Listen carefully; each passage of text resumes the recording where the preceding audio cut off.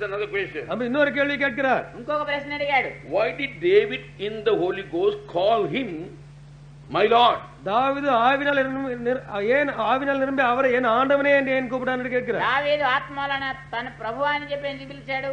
அவ்வளவு போயிட்டாங்க. எல்லாம் திரும்பிட்டான். పోయారు. Nobody was able to answer the question even up to today. ஒருவருக்கும் இன்றைக்கு வரைக்கும் ஒருவருக்கும் அந்த கேள்விக்கு பதில் சொல்ல முடியவில்லை. ఈ రోజు వరకు ఆ ప్రశ్నకి బదులు దొరకలేదు. Only son of David can answer that. தாவீதின் குமாரன் மாத்திரமே அந்த கேள்விக்கு பதிலை கொடுக்க முடியும். దావీదు కుమారుడు మాత్రమే దానికి బదులు ప్రశ్నకి బదులు చెప్పగలడు. Because ஏனென்றால் ఎందుచేతనంటే that glory nobody can take. அந்த మహిமையை ஒருவரும் எடுத்துக்கொள்ள முடியாது. ఆ యొక్క మహిమని ఎవరు తీసుకోలేరు.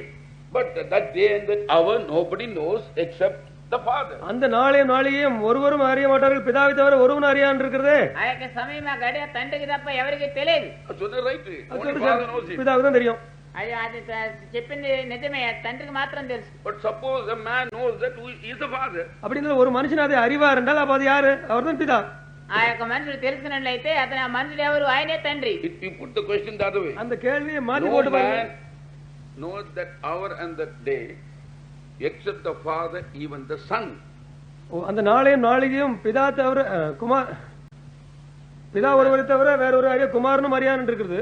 అయితే ఆ గడియ గాని సమయం గాని తండ్రి మాత్రమే తప్ప కుమారుడు గాని ఎవరికీ తెలియదని చెప్పాడు. But suppose a man has found out the time.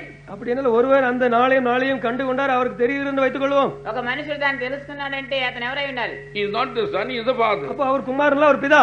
అతని కుమారుడు కాదు, తండ్రి. How can that be? அது எப்படி இருக்க முடியும்? అదే విధంగాను You don't know who the father is. That's the trouble with you. பிதா யாருன்னு உங்களுக்கு தெரியல, அதான் உங்களுக்கு இருக்கிற பிரச்சனை. అయితే తండ్రి ఎవరో నీకు తెలియదు కనుక అందుకే నీకు సమస్య వస్తుంది. Father is not the father of God, but the father of the son. பிதா வந்து தேவனுடைய பிதா இல்ல, அவரே குமாரன். దేవుని యొక్క తండ్రి కాదు, ఆయన కుమారుడికి తండ్రి.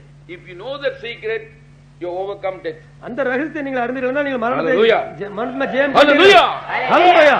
You can win souls and die. நீங்கள் ஆத்துமாக்களை ஆதாயப்படுத்தி மரித்து போகலாம். నీవు ఆత్మను సంపాదించి If మరణించవచ్చు. you know the secret of this revelation, you overcome death, and then that means what are you doing here in the earth among the dead people? இந்த வெளிப்படுத்தின ரகசியத்தை நீங்கள் அறிந்தீர்கள், நீங்கள் ஏற்கனவே மரணத்தை ஜெயம் கொண்டீர்கள்.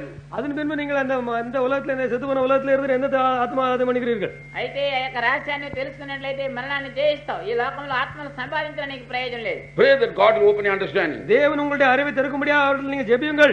దేవుడి యొక్క తెలివినిచ్చేటట్టుగా ఆయన దగ్గర మీరు ప్రార్థన చేయండి. You know this Father, if Pida, you know who he is. அவர் யாருன்னு நீங்கள் அறிந்திருந்தால், ఆయన ఎవరో మీరు తెలుసుకున్నట్లయితే, what is the Father? பிதா என்றால் என்ன? తండ్రి అనగా ఏమిటి? He is the firstborn. அவர்தான் முதற் பேரானவர். ఆయనే యొక్క జ్యేష్ఠ కుమారుడు.